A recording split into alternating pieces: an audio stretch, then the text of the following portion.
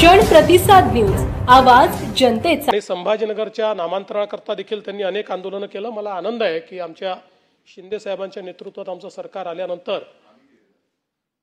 छत्रपती संभाजीनगर हे नामकरण आम्ही केलं। नाही दोजी नाही एक असं नाही, एक मिनिट नाही सांगतो। नाही एक मिनिट अरे मला बोलू द्या।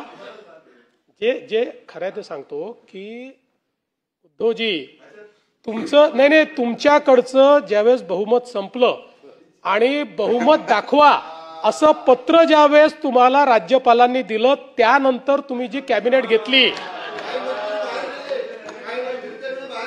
त्यावेळी जी तुम्ही मंत्री ती बैठकही इल्लीगल होती। अशा प्रकारे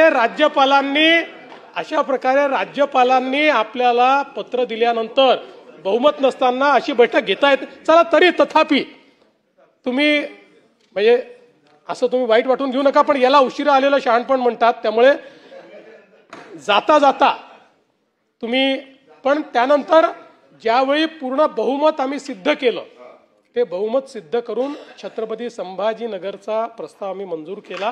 परिसरातील महत्त्वाच्या आणि ताज्या बातम्या पाहण्यासाठी आजच आमच्या जनप्रतिसाद न्यूज चॅनलला यूट्यूबवर सबस्क्राइब करा आणि बेल आयकॉन प्रेस करा। तसेच www.janpratisad.com या वेबसाईटला देखील भेट द्या।